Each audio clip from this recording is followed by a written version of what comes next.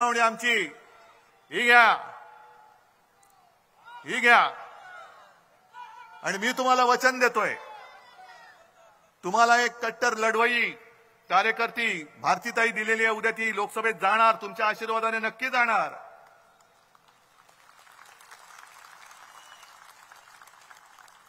आणि पहिल्या प्रथम वाढवण बंदरचा फडशा पाडणार, हे माझं वचन आहे तुम्हाला, हे वचन आहे। कारण यांना जो परिवार म्हणून म्हणतायत तो परिवार म्हणजे यांचे फक्त सुटाबुटातले मित्र आहेत। हे समजा धरून चाला, वाढवण बंदर झालं, कोणाच्या घशात जाईल? आता तुम्ही हळू बोलताय, एवढं झालं तर दिल्लीपर्यंत आवाज जाणार कसा? जरा मोठ्याने बोला। कोणाचा मित्र आहे ना? मग विकास कोणाचा होणार? आणि मग माझ्या मच्छीमार लोकांचं काय होणार?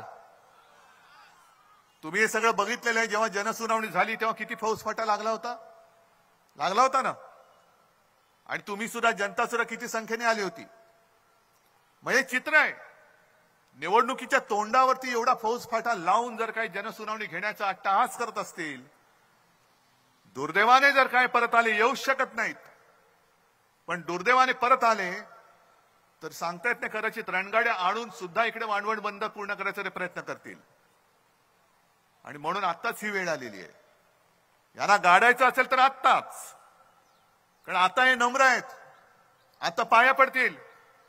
आणि एकदा जर का तुम्ही भुललात तर मागे एक घोषणा होती, एके भूल, ती किती महागात पडले बघा। कारण आता हे सध्या दिवस चालले, ते निवडणुकांचं वारं वाहतंय।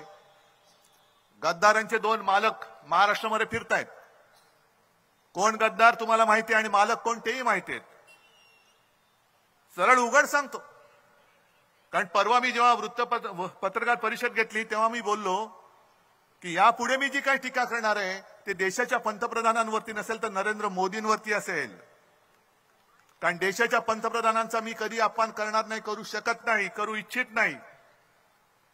पण निवडणुकीमध्ये जर का ते येऊन, एक तर तुमचा संबंध काय महाराष्ट्राशी, महाराष्ट्राच्या बाहेरचे आहात तुम्ही, आणि महाराष्ट्रामध्ये येऊन जी शिवसेना प्रमुखांनी भूमिपुत्रांच्या न्याय हक्कासाठी स्थापन केली, तिला जन्म दिला, त्या शिवसेनेला तुम्ही नकली म्हणता? अरे नकली शिवसेना म्हणाले, ती काय तुमची डिग्री आहे की काय? ही काय तुमची डिग्री आहे? ही नकली आहे, पण आहे। मग त्यांचे दुसरे पार्टनर आले, खंडेडीखोर पक्षाचे दुसरे नेते अमित शहा, ते बोलून गेले शिवसेना नकली आहे। बोला तुम्ही, पण मी तुम्हाला जे भारतीय जनता पक्षाला म्हणतोय की हा भाडखाऊ जनता पक्ष आहे, भाडखाऊ आहे, भेकड आहे, भ्रष्ट आहे।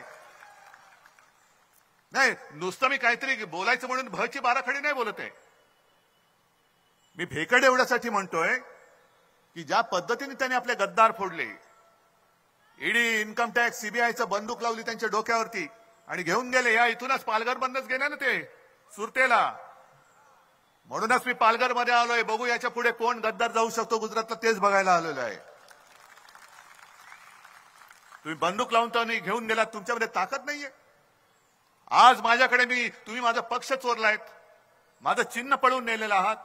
अरे कशाला माझे वडील तुम्ही चोरण्याचा प्रयत्न करताय? एवढे तुम्ही काय बोलायचं त्यांना बोलू द्या, सोडून द्या त्यांना।